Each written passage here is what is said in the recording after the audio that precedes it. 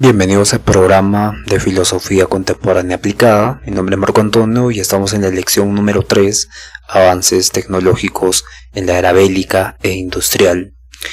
En la era bélica e industrial, los avances tecnológicos tienen diversos fines.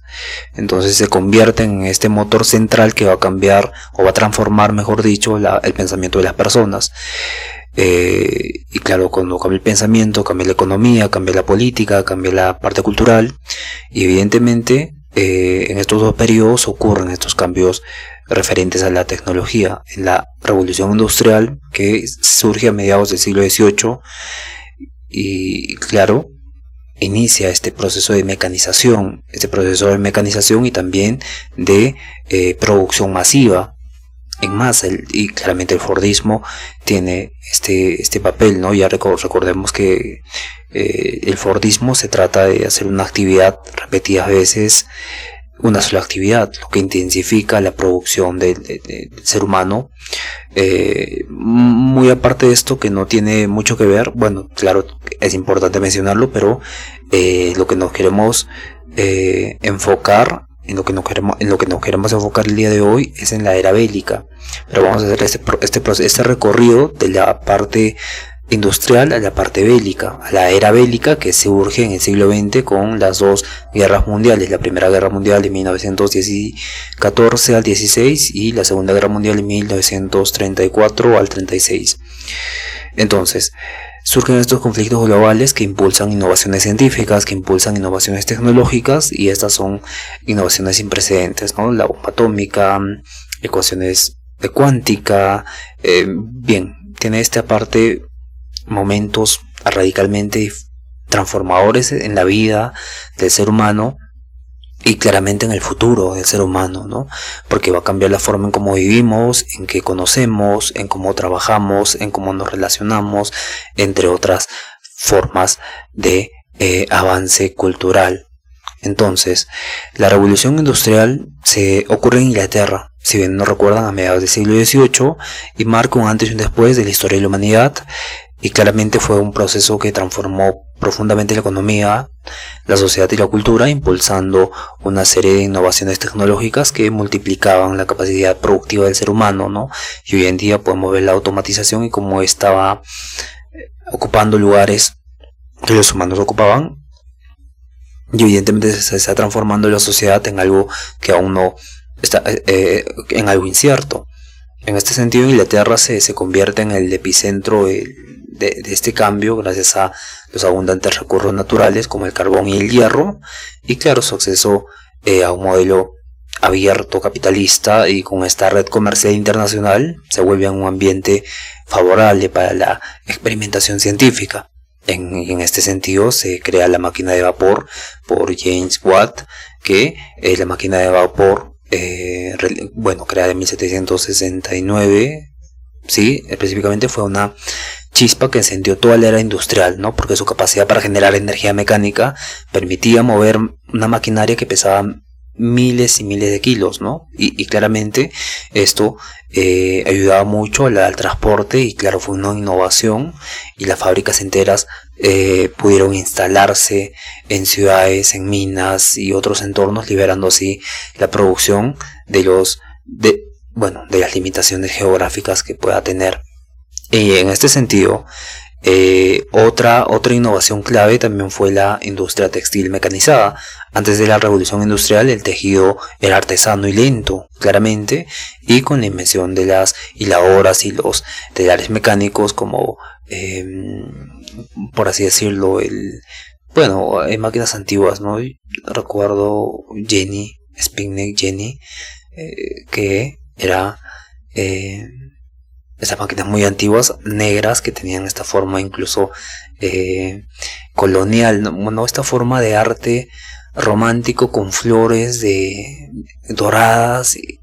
Era muy interesante, claro, era innovador en ese tiempo, claramente. Entonces la producción textil se multiplicó y las telas se abarataron, y se expandió el comercio mundial, ¿no? Y este sector fue el primer motor industrial, y generando así empleos masivos, transformaciones dinámicas laborales. Las mujeres empezaron a trabajar. Entonces todo fue todo cambió, por así decirlo. Entonces después llegan los ferrocarriles, más rieles para las máquinas de vapor y los barcos a vapor. Y el transporte también fue revolucionario, dado que los ferrocarriles facilitaban el movimiento rápido y barato de mercancías, personas, conectando ciudades, mercados, como nunca antes se había visto. Entonces los barcos a vapor también permiten este traslado, pero a nivel comercial en grandes volúmenes, acelerando así la globalización temprana y fortaleciendo el imperio británico. Luego evidentemente llega el carbón y la siderurgia, que es la producción de hierro y acero a una escala muy grande, para hacer máquinas pesadas, puentes, barcos, locomotoras, y el carbón evidentemente abundante en Inglaterra proporcionó esta energía para alimentar estas fábricas y sus transportes, y que se convirtieron en este recurso estratégico de la época, ¿no? De la época industrial. Claramente hay un tipo de impacto social, dado que el crecimiento de industrias atrajo millones y millones de personas a las ciudades, provocando así un fenómeno de urbanización acelerada, y vimos en las anteriores sesiones que se crean estas urbanizaciones industriales, ¿no? Y nacieron los grandes centros urbanos como Manchester, Birmingham y con ellas se crean oportunidades laborales y condiciones también precarias y otros problemas sociales, como en este caso la delincuencia. Bien, entonces hay que entender también que surgen las nuevas clases sociales y la división entre la burguesía y el proletariado. Evidentemente surge el problema del trabajo infantil, el crecimiento económico desordenado y centralizado también, donde la producción en masa y el comercio global se consolidan en el capitalismo industrial de Inglaterra y se convierten en la fábrica del mundo. Y claramente otras naciones comenzaron a seguir su modelo y se convierte en este tipo de guía, ¿no? Guía, y claramente existe este tipo de pensamiento eurocéntrico que se refuerza aún más por este nacimiento del capitalismo industrial en Inglaterra. Bueno, entonces la revolución industrial no solo representa este salto tecnológico, sino que es un cambio cultural profundo, donde la sociedad pasa de depender de la agricultura y el trabajo manual a una economía basada en la industria, la innovación, y fue el inicio del mundo moderno, con todas sus oportunidades y con todas sus contradicciones. Bien, pasemos ahora a la innovación y guerra. Básicamente, la tecnología está al servicio del conflicto y actualmente, como para dar una introducción, en Ucrania se usan drones con explosivos, y se convierte en la nueva forma nueva estrategia de guerra, ¿no? No hay exposición militar por parte del enemigo, y este enemigo actúa básicamente automatizadamente mediante drones, y claramente es algo que ha revolucionado la forma en que entendemos una guerra. Una guerra ya no es cuerpo a cuerpo, aunque sigue habiendo por el momento este tipo de desarrollo, sino que es una guerra teledirigida, ¿no?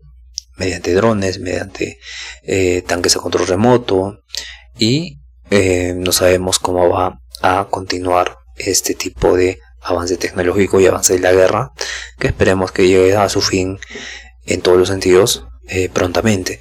Entonces la guerra ha sido a lo largo de la historia uno de los mayores fuerzas impulsoras de las innovaciones tecnológicas, claramente. Durante el siglo XX, los conflictos bélicos a gran escala, especialmente las dos guerras mundiales, no solo transformaron el mapa geopolítico, sino que también dieron origen a nuevos inventos como la bomba atómica, casos actuales los drones teledirigidos, armas químicas. Entonces, avances científicos que tras la guerra se adaptaron también al ámbito civil, ¿no? Y claramente revolucionaron la vida cotidiana de forma interesante, como los GPS, por ejemplo. Es bastante interesante y curioso cómo en la Primera Guerra Mundial se crea una tecnología mecánica y claramente marca el paso de las guerras tradicionales a una guerra industrializada, donde los aviones militares Por primera vez se utilizan estos y se convierten en los principales autores o actores en escenarios bélicos. Entonces los aviones se usaban inicialmente para el reconocimiento, pero luego se utilizan como armas, implantando ametralladoras, bombas, y así se inaugura la guerra aérea. Y luego las ametralladoras y la artillería pesada, donde las ametralladoras cambiaban el combate, no cambiaron el combate, haciendo que las cargas frontales fueran más casi imposibles de detener. Entonces la guerra de trincheras y el uso masivo de artillería causa una devastación sin precedentes, ¿no? Y también los tanques que eran desarrollados por los británicos ofrecían esta movilidad en territorios difíciles y marcaban el inicio de una guerra mecanizada mucho más fuerte, mucho más impactante, por así decirlo. Entonces surgen los gases químicos, ¿no? Los gases tóxicos, y el uso de estas armas químicas como la gas mostaza fue una de las tácticas más temidas durante las guerras mundiales, y evidentemente causaron mucho sufrimiento masivo y dejando una huella ética en la guerra moderna.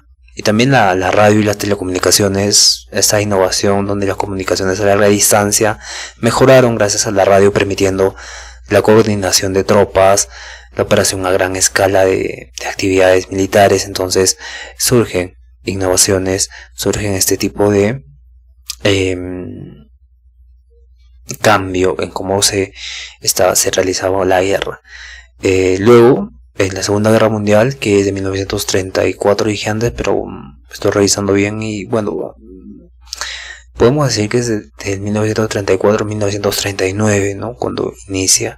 Entonces, si la Primera Guerra Mundial se usaba un tipo de maquinaria mecánica, en la Segunda Guerra Mundial fue una guerra más avanzada, ¿no? Con una ciencia exacta para este rubro, donde la magnitud global del conflicto lleva a descubrimientos que van a definir el mundo actual. Por ejemplo, el radar o el sonar. Esas tecnologías de detección permitían de reconocer, localizar aviones y submarinos enemigos, transformando ahí la estrategia aérea y naval en este tipo de conflictos. También los avances médicos, como la penicilina, descubierta en 1928,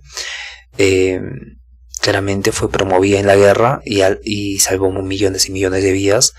Claro, se desarrollaron mejores técnicas en transfusión de sangre, cirugías, pero no podemos ocultar también que la energía atómica o la bomba atómica y la energía nuclear terminan siendo algo que marca un antes y un después en la guerra, ¿no? El proyecto Manhattan, que culminó con el uso de armas químicas en 1945,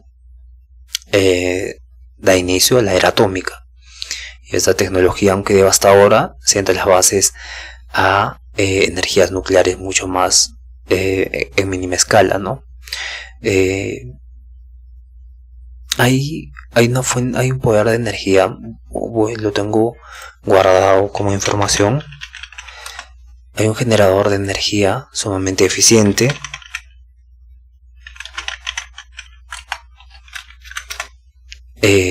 no sé si lo pueden revisar, y es muy interesante cómo este generador de energía se convierte en este tipo de energía ilimitada, limpia y nuclear. Bueno, no nuclear en el sentido de que usa este tipo de plutonio ni nada de eso, sino que utiliza una tecnología mucho más avanzada que termina siendo esta energía renovable y que es ilimitada y que es autogeneradora de sí misma.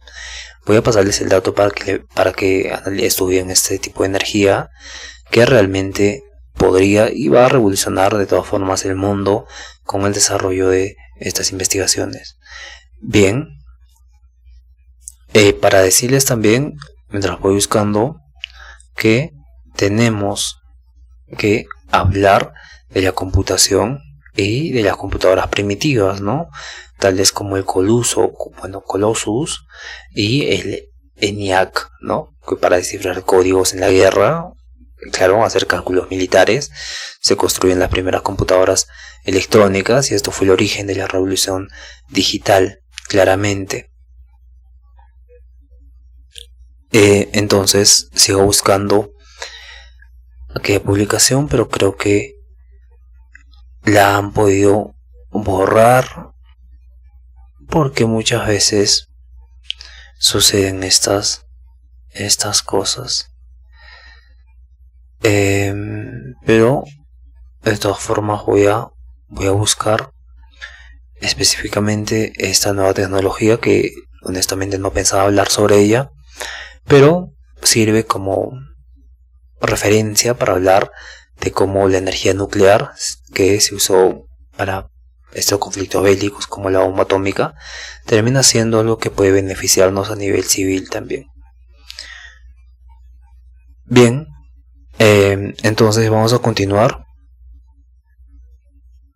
Después de la guerra, la ciencia bélica se usa para el uso civil y la aviación se convierte en comercial, donde la tecnología de aviones como los radares de combate, por ejemplo, los aviones de combate se adaptan a vuelos comerciales y se acercan al mundo, ¿no? En este tipo de interconexión.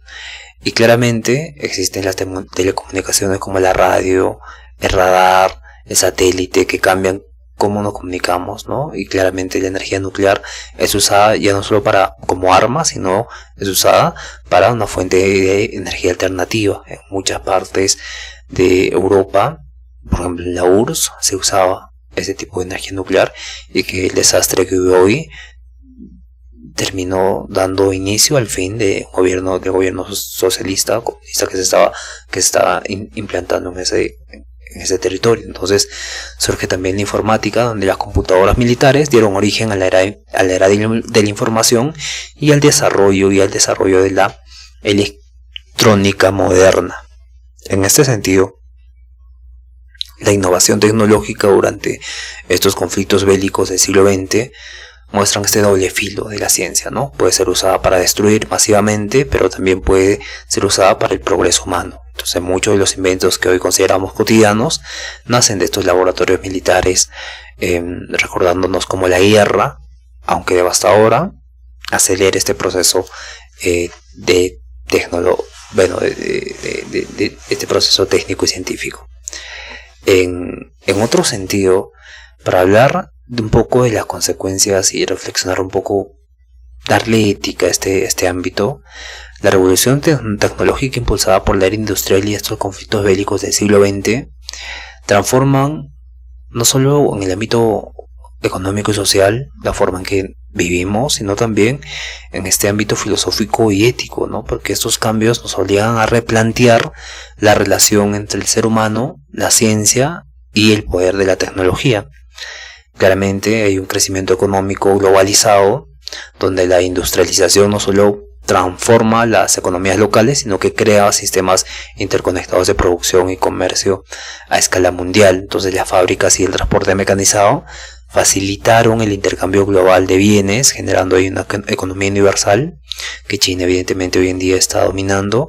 Sin embargo, este fenómeno sentó las bases para una globalización moderna, donde el progreso tecnológico es reducido, la distancia se reduce y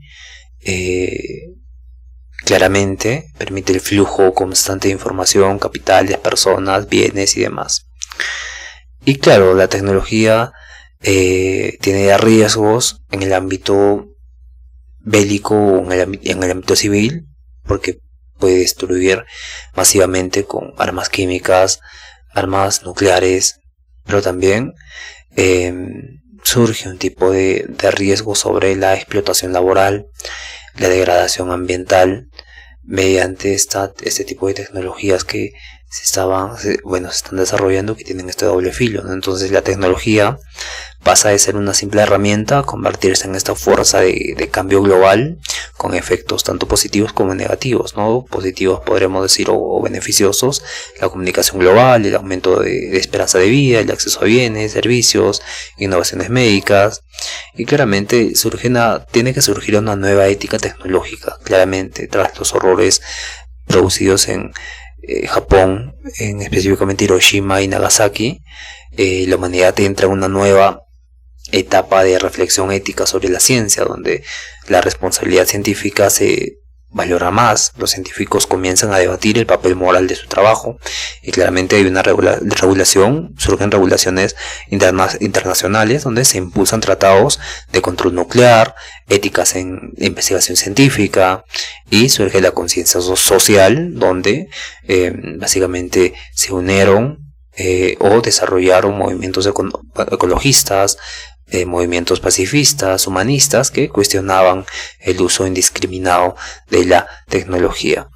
Entonces, la era industrial y bélica nos deja esta lección clara, ¿no?, de que el progreso tecnológico es inevitable, y muchas veces cuando el hombre está en conflicto con otro y ve su vida en peligro, innova de tal manera que hace que este progreso sea mucho más rápido, pero su impacto depende de esta ética colectiva que pueda tener la nación que está desarrollando este tipo de industria, sea de este tipo de tecnología, sea industrial o sea bélica.